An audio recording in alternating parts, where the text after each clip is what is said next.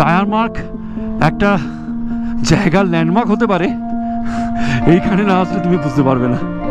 পেয়ে গেছি পিচ রাস্তা, yes.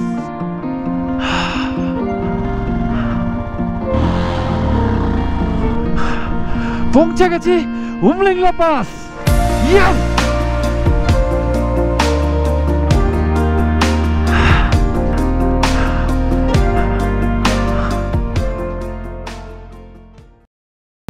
Good morning from Hanle.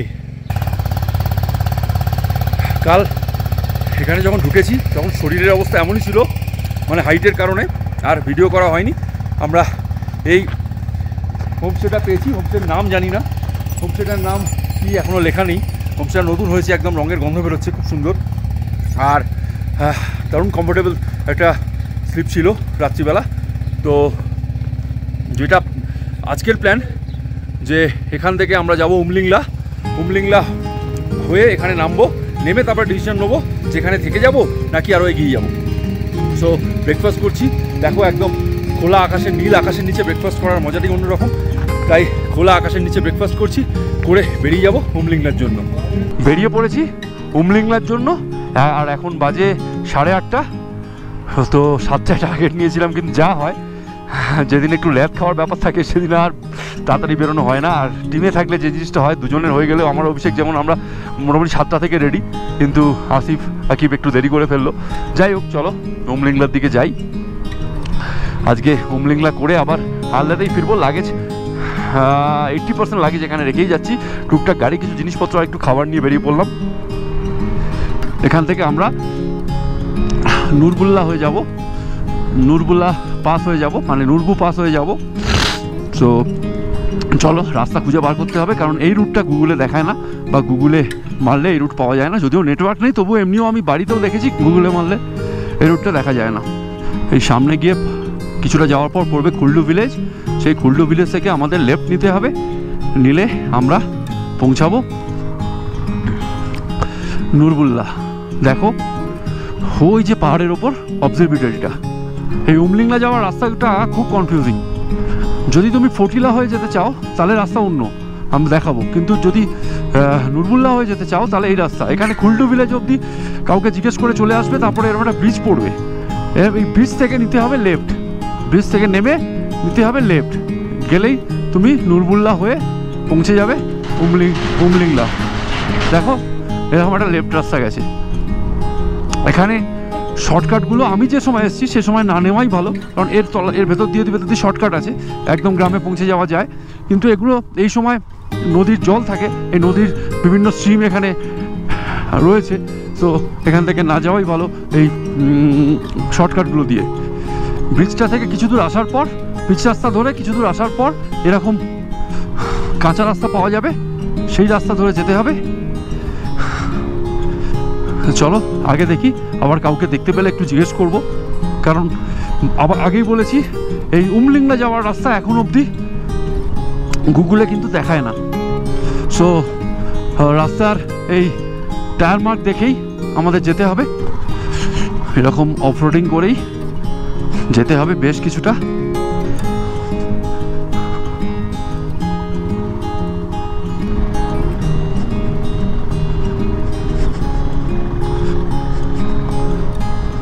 Tyre mark একটা জায়গার ল্যান্ডমার্ক হতে পারে, এইখানে না আসলে তুমি বুঝতে পারবে না। দেখো কোথাও কিছু নেই, জনমানব শূন্য, কেউ নেই, তোমাকে যেতে হবে। ঠিক আছে, পথ ভুল করলে কেস।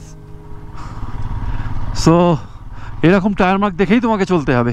এখানে পুরো মনে হচ্ছে মরুভূমির উপর দিয়ে বাইক চালাচ্ছি, জনমানব নেই, মাঝে মাঝে এক একটা গাড়ি আসছে, কোনো বাইকের দেখা নেই, আমরা একাই যাচ্ছি। একটা জিনিস মাথায় রেখো, যখন উমলিংলা যাবে এই পথ দিয়ে অন্তত, অবশ্য ফটুলা দিও, তোমরা কিন্তু খুব একটা কিছু এক্সপেক্ট করো না। মানে জল থেকে শুরু করে গাড়ি সারানোর সরঞ্জাম সবই কিন্তু ক্যারি করো, আদারওয়াইজ যে ঘটনাটা ঘটবে এখানে কিন্তু সেলফ সাফিসিয়েন্ট হওয়া প্রচণ্ড প্রয়োজন, কোনো রকম হেল্প পাওয়ার আশা করো না। সো মাথায় রেখো উমলিংলা আসতে গেলে, কারণ এখানে কোনো নেটওয়ার্ক নেই, কোনো হেল্প পাওয়াও একদমই সম্ভব নয়। মাঝে মাঝে এরকম কয়েকটা সিমেন্টের ফলক লাগানো আছে, কিছু লেখা নেই, জাস্ট একটা পোস্টের মতো ছোট ছোট। এইগুলো দেখলে অন্তত বুঝতে পারবে এখানে দেখো অ্যারো দেওয়া আছে যে তুমি ঠিক পথে যাচ্ছ। তো আমরাও ঠিক পথে যাচ্ছি।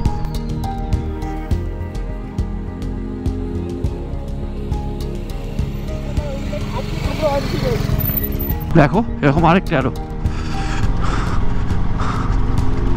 যারা এই কাজটা করেছে তাদের বিশাল ক্রেডিট দিতে হয়, কারণ এরকম একটা রাস্তায় একটা ছোট্ট মার্কিংও মনে কনফিডেন্স এনে দেয় প্রচুর।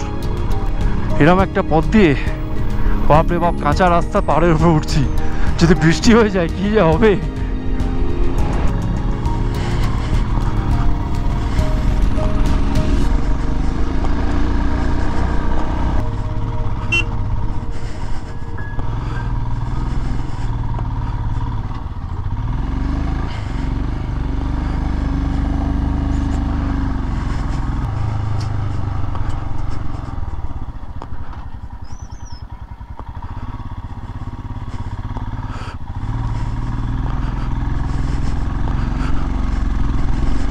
দেখো পাহাড়টার উপর উঠে জাস্ট ঘুরে দৃশ্যটা দেখো। ও ও চাতা, ও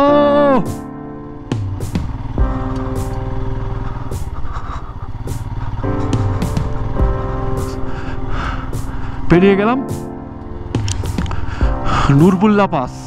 এই যে টপটা আগের টপটা ছিল এটাই নুরবুল্লা পাস। তা নুরবুল্লা পাস পেরিয়ে আমাদের যেতে হবে এবার উমলিংলা পাস। পৃথিবীর এখন অবধি সব থেকে উঁচু মোটরেবল রোড এই উমলিংলা পাস। এর আগে অবধি ছিল খারদুংলা, আর এখন হয়ে গেছে উমলিংলা। পেয়ে গেছি পিচ রাস্তা। ইয়েস!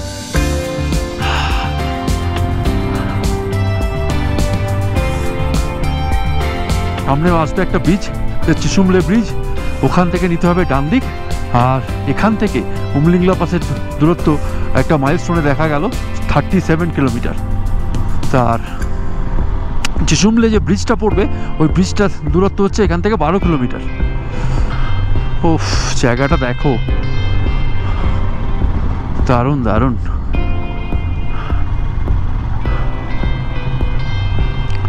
যখন এসব জায়গায় বরফ পড়ে থাকে ভাবো কি দেখতে হবে। দেখো সব এগুলো কি গরু না ভেড়া, ছাগল, ভেড়া এসবই আছে। কি লাগছে রে ভাই ভ্যালিটা। দেখো চিসুমলে দেখাচ্ছে 1 কিলোমিটার, আর এখান থেকেই নিতে হবে আমাদের ডান দিক। এই যে ব্রিজটা সামনে রয়েছে এই ব্রিজটা থেকেই নিতে হবে ডান দিক। দেখো এখানে দেখাচ্ছে গেটওয়ে টু উমলিংলা, আর এই দিকে চলে গেলে ফুটুলা।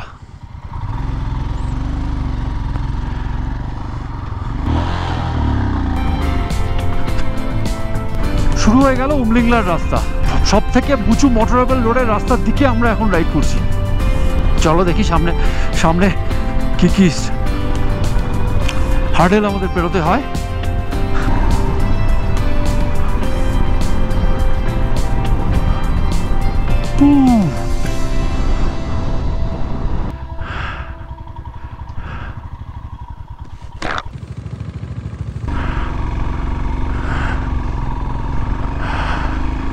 গাড়ি আর চলছে না।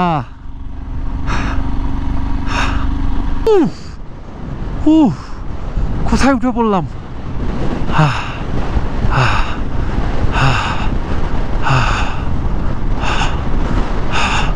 দেখো প্রায় পৌঁছে গেছি উমলিংলা পাস, মানে উমলিংলা। আর এটাই হচ্ছে ওয়ার্ল্ডের highest motorable road, highest motorable pass. আর 1000 মিটার পৌঁছে গেছি উমলিংলা পাস। ইয়েস!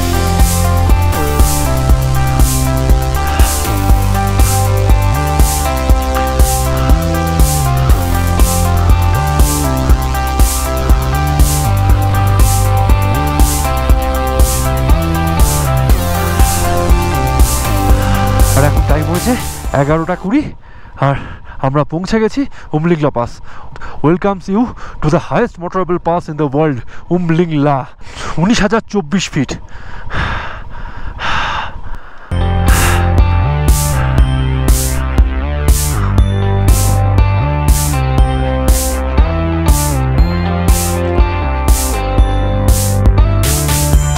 আর এখানে ফেসিলিটিস বলতে এখানে টয়লেট করার জায়গা আছে, আর এখানে ফ্রি অক্সিজেন আছে, যাদের যে প্রয়োজন হবে ফ্রি অক্সিজেন নিতে পারবে। একটা ছোট্ট ক্যাফে কি আছে না, নেই মনে হচ্ছে, যদিও তালা দেওয়া। That's it. ব্যাক করে উমলিংলা ঘুরে নেমে এলাম চুসুমলে ব্রিজের কাছে। সো এখানে একটু চা খাবো, খুব চা খেতে ইচ্ছা করছে। এইখানে একটু চাটা খাবো, তারপরে আমরা বেরিয়ে যাব। আর এটা হচ্ছে ব্রিজটা, চুসুমলে ব্রিজ। এদিক দিয়ে আমরা এসেছিলাম, এটা হচ্ছে নুরবুল্লাহ হয়ে এসেছিলাম, আর এখন যাব হচ্ছে ফটুলা হয়ে।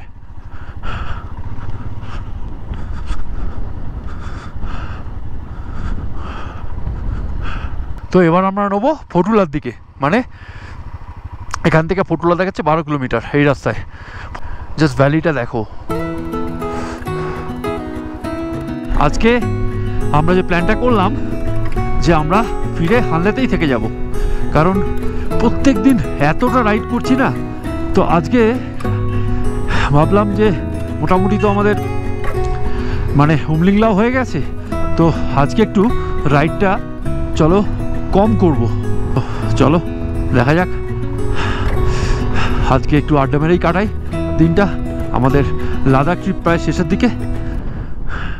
আমরা উমলিংলা টপ থেকে ওই দিক দিয়ে এলাম, মানে এদিকে আছে চিসুমলা ব্রিজ, চিসুমলে থেকে ব্রিজ থেকে আমরা এদিকে এলাম। এদিকে এসে এখান থেকে ঘুরে এদিকে হানলে যেতে হবে। এই যে ফলকটা আছে, ফলকের অন্য কোনো দিকে, মানে ওদিক থেকে যখন আসছি তুমি দেখতে পাবে না, জাস্ট ঘুরে যখন এরম জায়গায় এসে যদি তাকাও তবেই দেখতে পাবে এদিকটা হানলে। সো খেয়াল রেখো, এখানে মানে সোজা এসে যে রাস্তাটা এখান থেকে ডিভাইড হচ্ছে সেই রাস্তাটা এসে দাঁড়িয়ে একটু দেখে নিও, সেই রাস্তাটা এদিকে ঢুকলে তবেই হচ্ছে হানলে দেখতে পাবে। তো ওই রাস্তা দিয়ে এসে এখান থেকে ঘুরতে হবে এদিকে। বাপরে বাপ, হাওয়ার কি আওয়াজ, ঠেলে দিচ্ছে মোটামুটি, পুশ করছে ওদিক থেকে। দেখো একটা সামনে ব্রিজ দেখা যাচ্ছে, ওই ব্রিজটা দিয়ে ওই পাহাড়টায় যেতে হবে, গিয়ে পাহাড়টার টপে উঠে ওদিক দিয়ে আবার নামতে হবে।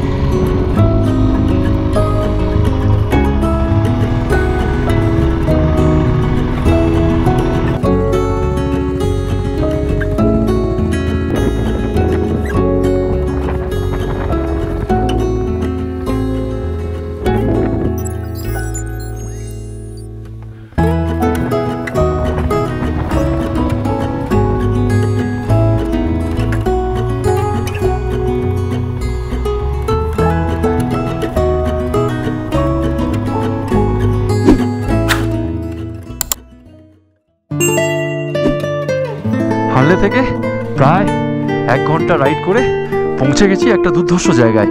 জাস্ট লোমা ঢুকবো, তো লোমার ঢোকার ঠিক আগেই এরকম একটা জায়গা দেখো কি দারুণ, একটা ওয়াটার বডিটা কি অপূর্ব লাগছে। আর সারচু দেখাচ্ছে 216 কিলোমিটার। আজকে আমাদের ডেস্টিনেশন সারচু। পৌঁছে গেছি মাহে, আর এখানে সবাইকে টাটা করে মানে সবাই মানে আসিফ আর আকিবকে টাটা করে আমরা চললাম সারচুর দিকে। বাঁ দিক থেকে ডান দিকে হাওয়াটা এমনভাবে আসছে মনে হচ্ছে ছিটকে ফেলে দেবে, জাস্ট ছিটকে ফেলে দেবে মনে হচ্ছে।